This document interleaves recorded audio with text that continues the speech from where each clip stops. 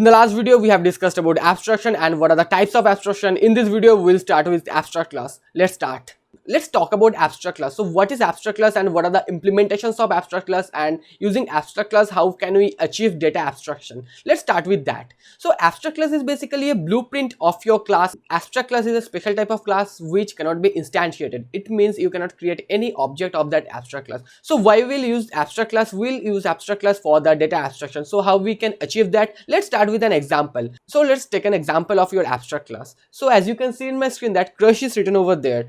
Let's assume that crush is a class. So basically you cannot generalize your crush, right? Your crush can be a boy, your crush can be a girl.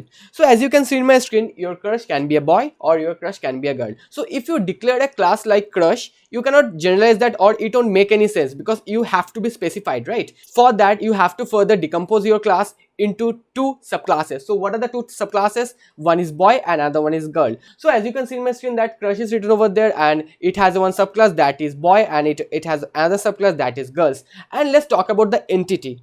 Let's say that your crush has an entity that is social media, and in social media boys prefer Facebook more and girls prefer Insta more.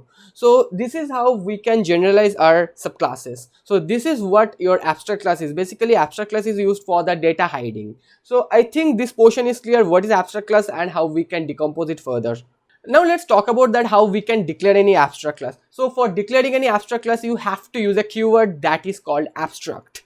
As you can see that I have put a keyword that is abstract before declaring this class. So for declaring any abstract class, you have to use a keyword that is called abstract. Now within abstract class, you have to write a method. So whenever you are declaring any method as abstract, it won't have any body. So as you can see that we have declared one method that is called social media, and we have put that method as abstract. So as you can see that at first I have declared a class that is abstract, and within that I have declared a method that is called social media, and your social media method is an abstract method.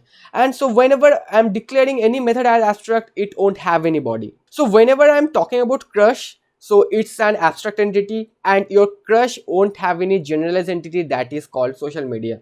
So for implementing this social media, we have to extend that further. As you can see that we have extended our class into two subclasses. One is girl and next one is boy. Now we'll talk about that, how we can inherit the method. So for inheriting the method, we have to override that. Now what do we have to do?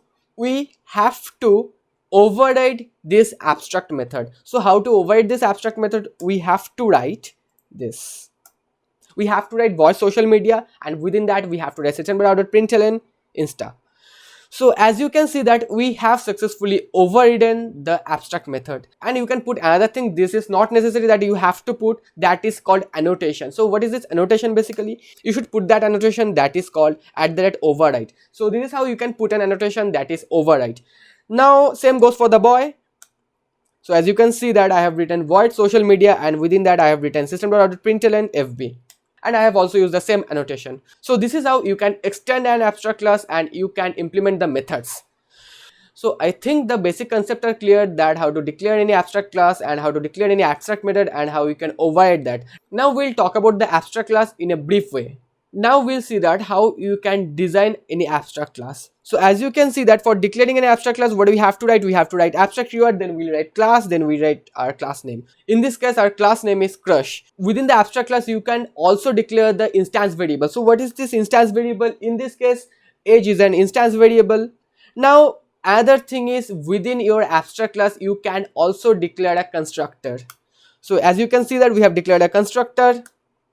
And whenever you are declaring any abstract class, you should have one thing in your mind, that is you should declare one abstract class. Otherwise there is no meaning of declaring any abstract class. As you can see that we have declared one abstract class, that is abstract voice social media.